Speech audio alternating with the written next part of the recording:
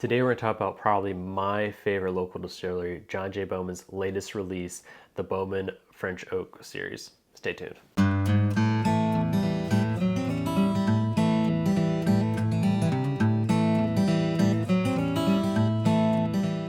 Welcome back to the Bourbon Retriever, and today we have a special treat with Bowman's latest release, their Bowman French Oak series bottle. I was able to get this bottle in their lottery. They switched to fully online, and it's one per person. So I got myself to sign up, all my family members, and luckily enough, my dad won. So me and my dad and my mom actually went down to Bowman, did the tour. It was their first time doing a distillery tour, so it was pretty cool to walk them through the process, help them understand, all the mechanics that go into whiskey, what is whiskey. And my dad even asked a really nice question about where they got their water. And I learned for the first time that they actually don't get their water locally. Apparently the water in Fredericksburg is not the best, and they actually ionize their water. So that's a little tidbit there for the Bowman distillery. So with the bottle, they actually give you this nice little letter here with some details on the release, which is really cool. This is a lot of information that I traditionally don't see from special releases. They even mention what type of corn and grain went into the whiskey that is from Midwest U.S. corn. They talk about the barrel itself, that it is new French oak. Some of the barrels apparently were level 4 char, and then some had no char. It'd be interesting to see how those no char barrels would have been. I imagine they would have been drastically different. It would have just been cool to see how they tasted the 4 char and the no char coming out of the barrel before they blended it. They talk about the barrel maker, which you don't often see. They talk about coming off the still, it was 143, put it in the barrel at 125. I didn't realize this, all the warehouses that Bowman had, but this is apparently from warehouse A and K. When you go to the distillery, they show you just that kind of one warehouse off the side of the bottling room. So I'm guessing they must have other warehouses around Virginia. They also mentioned the evaporation loss, which I was shocked by this number. They lost 76.2% of the original whiskey in the barrel. So these barrels were, what was that, 24% full after 12 years. I just, that it blows my mind that it would only have that much whiskey after 12 years in the barrel. So one thing they don't list is how many bottles they actually made of this.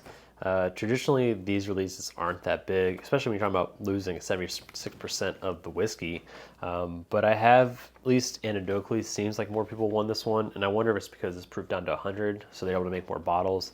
Like the cask strength, the Bowman cask strengths are almost impossible to get. Those are very hard, and I imagine they're just less bottles because they're a cask strength.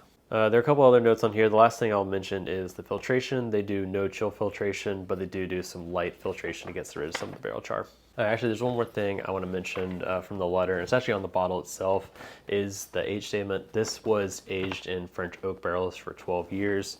So that's a nice age-stated product on here. It was at, I think I paid $85 after tax for this, so getting a 12-year age-stated product for under $100, I think, was a great value. All right, with all that background, let's go ahead and open up and see how it tastes.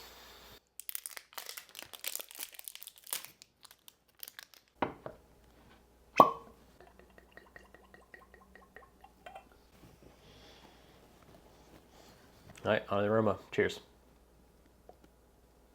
All right, on the nose, this is probably not going to be surprising, but the French oak is the most pronounced note. I don't know if I'm saying this just because I know what the bottle is, and that's maybe what I'm looking for, but that French oak note is the most pronounced note. It's not a bitter, dark oak. It's a really nice, sweet, I'm trying to think what fruit, but it's just more of a nice, sweeter oak in the profile. I've traveled the sweetness to maybe like a vanilla, the vanilla side of what bourbons can be. Just imagine a very concentrated, sweet level of vanilla, and that might get you a little closer. Even as I'm sitting here, the notes are getting more and more pronounced. I'm gonna have to revisit this in a week or two to see how it develops. Yeah, that vanilla bean is the most pronounced note. Maybe a little bit of graham cracker in there. Not a youthy graham cracker. A lot of times I'll say that on something that's kind of grainy, but this is more of just like a nice graham cracker smell, whatever that means. All right, on the palate. My first impression is it has a really good viscosity for 100 proof. I might even guess this is a little higher than 100 proof, just with viscosity, not the proofiness level, but just the viscosity of the mouthfeel. I wish this bottle was a little more accessible, not because it's gonna be like the best thing you've ever had in the world, because I think this would actually be a great pour to give beginners to help them get acclimated to what French oak is. I think this is a great on profile perfection of what is French oak. There aren't many other notes going on here, which isn't surprising considering it's been aging in French oak only barrels for 12 years. But for someone who is just getting into whiskey and learning about how all the different types of woods impact the flavor, you look on a barrel, not a barrel, on a bottle, and it'll say, finished in X, Y, and Z barrels. And a lot of that's just gibberish when you're first starting. You don't know exactly how that was going to impact flavor. And I think this is a perfect bottle for you to drink and know just what French oak means to the flavor profile of a bourbon that you're drinking. So I was at a bottle share about a week ago, and someone popped this bottle. It had just released, and he gave everyone in the room, there were about 20 of us, a pour of it. And it was just a really cool experience having everyone in the bottle share drink the same thing at the same time. Traditionally, for me, that doesn't happen at bottle shares. Everyone's kind of walking around the table, pouring different things. And it was cool for everyone to drink at the same time, talk about what we're getting from the bottle, and also being a limited release bottle that's hard to get, also just added to the special significance of it, of everyone being able to have it at the same time. But at that bottle share, someone gave me a note in this bottle, and I'm going to steal it because I think it is probably a really good note to explain this bottle to people who can't try it. And it is that this is probably like an E.H. Taylor, a small batch. I'd probably say small batch, not single barrel, just to give you more consistency. E.H. Taylor small batch that's finished in French oak, which makes sense, right? E.H. Taylor small batch, John J. Bowman are both 100 proof, and to me, they all taste roughly the same. But I expect probably for people out there, they would know what E.H. Taylor tastes like more than John J. Just recognizable brand-wise, and can even be able to try it, because from what I've heard outside of Virginia, the John J. Bowmans can be almost impossible to find. But when I say that it is E.H. Taylor small batch finished in French oak, it doesn't have the nice sweet fruitiness that you normally get from a John J. or E.H. Taylor.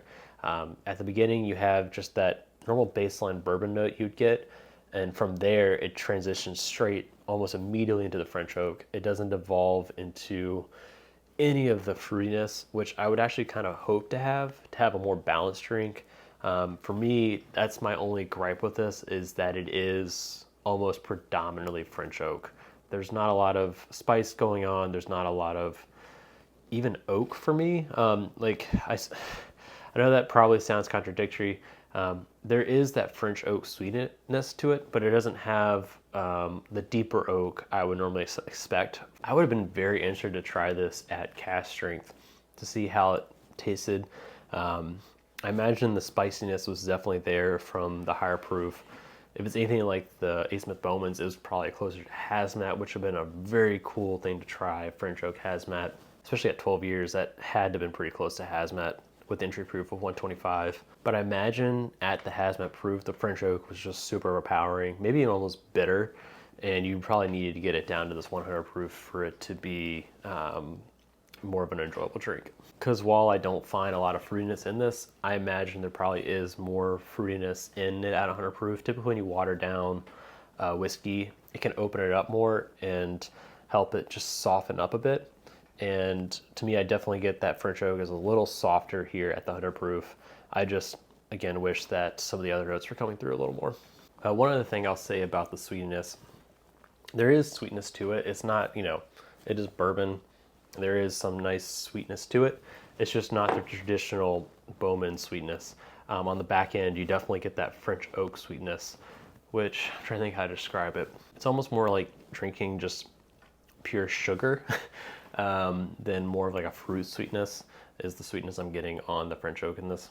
All right, before I get to my final review on this bottle, if you're enjoying this content, please consider subscribing to the channel. That way you don't miss any future episodes going forward. In addition, I'm trying to grow the Discord. I just launched it not too long ago, put a bunch of channels. So please check that out, join, trying to grow that community up. If there are any channels on there that you think I should add that would be interesting, let me know. I'm always looking for suggestions on that front. All right, so the final review of this bottle, for $85, it's a steal. I am in love with this bottle. I think that is a great price to pay to have this on your shelf because, for one, it's a limited edition Bowman. People will want to try it when you come over. And I think it is a great representation to get someone introduced to what French oak can be and done well. It's probably not going to be a bottle that I go to often. It's going to be something I'm just going to need to be the mood in for. I'm not going to want to be craving that French oak because since there aren't many other flavor profiles going on, it's going to be something that's just going to be mood dependent, kind of like having Ambrana. You're going to have to kind of be in the mood for Ambrana to drink an Ambrana bourbon. And then one of the questions I always get asked is, should you trade for it or buy it on secondary? The secondary on these right now are around $400, and that is just a flat no.